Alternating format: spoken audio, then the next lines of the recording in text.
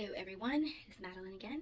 In this video, we are going to be talking about one of the things that I'm very passionate about, and that I hope to get you passionate about as well, and that is self-reflection.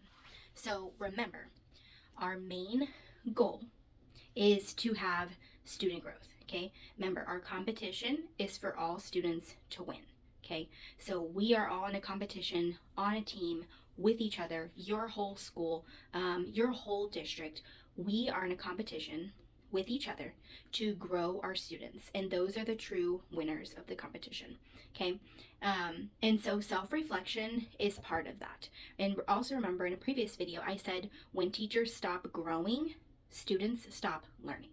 So when you stop learning or you stop growing, your students will too, okay? In the education industry, your continuous learning is part of your job, okay? So learning is just flowing through the education realm, and that means you and your student as well. And one of the ways to do that is with self-reflection. So what does self-reflection mean?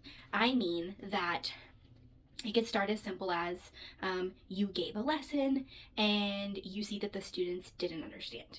So the first thing you should be thinking is, what did I do wrong? Now, I know a lot of people think, oh, the students just didn't get it. No, that is not the correct answer. If one student didn't get it, okay, maybe that student didn't get it. If two students didn't get it, okay, maybe just those two didn't get it and I can pull them for small group later. If your entire class did not get it, or 90% of your class did not understand it, let's just say if 50% or more of your students did not understand it, your first thought should be, okay, how did I explain this? Maybe it was the way I explained it that was confusing. Maybe I don't know how to explain it because I didn't study it enough or I didn't prepare it enough. If 50% or more of your students didn't understand something you taught, your first action should be to look at, what did you do wrong? And that shouldn't be scary or like demoralizing to you. That should just tell you, okay, I presented this information this way, it didn't work. How can I do it better next time? Okay, so that means maybe you go and do a reteach later on in the week. How are you going to do it differently to make sure that your students learn? Okay, and how are you going to be able to compare the two times that you did? This is where you being on a team, remember, our competition is for the students. So you being able to ask your teammate, somebody on your team or somebody from a different team who you know has experience in doing what you're doing, you can go and ask them for help, even in your self-reflection. Hey, so-and-so, I presented the topic this way. Do you have any ideas of how I could do it differently? Or maybe they might say, hey, the way you did it was great. Just change this one little thing. And then you can go and change that one little thing they recommended, try it again, self-reflect again. How did it go that time? Maybe 90% of your students got it that time. So then you're going to know in your head, this is how I need to teach it for the next time, okay?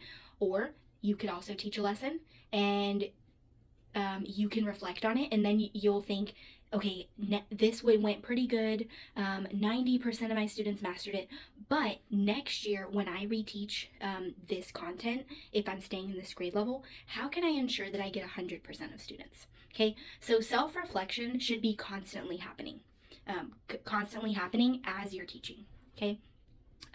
Another self-reflection you should do it with your with your students and with your teaching methods and how you're teaching everything, but you should also do it with your interactions, with parents, with interactions with coworkers, with interactions with your boss. You should always be thinking, oh, maybe so and so responded to me in this way because they thought I meant what I said in this way. Maybe I should go check in with them to make sure that they're not mad at me or that they understood what I was saying, or maybe I should clarify something. Because remember, our goal and our competition is for students to win, and we all have to be on the same team. So if you're doing a lot of self-reflection about maybe an incident that happened, talk to yourself first to see if there was something you could have done wrong, and then if you find that you were wrong, tell the other person that, like, hey, I was wrong. Or if you don't see how you were wrong, approach that other person. Hey, did I do something wrong? Can you help me fix whatever I did.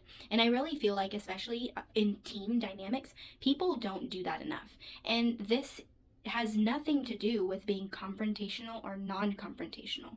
It has everything to do with we are in a competition to win for our students. So you are not picking a fight. You are trying to solve whatever happened so that we can ultimately get to our goal, because we all have to be on a team in order for our students to succeed. And I guarantee you that if there's riffraff in your team, other teams can sense it, other teams can see it, and if other adults can sense it or see it, I guarantee you your students can sense it or see it too. Especially if you just point blank just say, I'm thinking of an incident at recess. If you can just point blank say, my students don't have to listen to what you're saying. You can't say those things in front of kids. Because remember, you're their role models. They need to see how to politely communicate when they're adults watching other adults do that. Okay? So I feel like all of this ties in with self-reflection. Okay?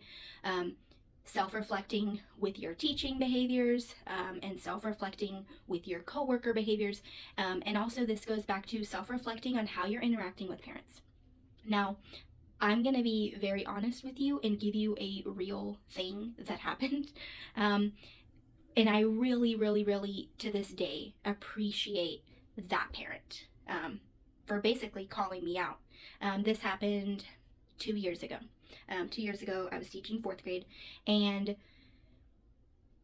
I think I was just really in my feelings that day, and a lot of students were having a lot of drama, and a lot of people were just doing literally the tiniest, stupidest things, but it was just really irritating me. And I think it was also towards the end of the year. There are lots of excuses I could give you, but it doesn't matter. I should have reflected before I did what I did, knowing that, hey, you're not in the right headspace to be answering this parent right now. I didn't listen to that. I did it anyways. But basically, I gave a girl a referral, and I messaged the mom and let her know, and the mom was asking all the right questions, and basically it boiled down to, she understood what her daughter did, but she asked me, do you really feel it was necessary for that type of action though? And her question really struck me, because I realized then she was right. That girl really didn't actually deserve a referral. That girl also just happened to be in the circle of drama that was going on.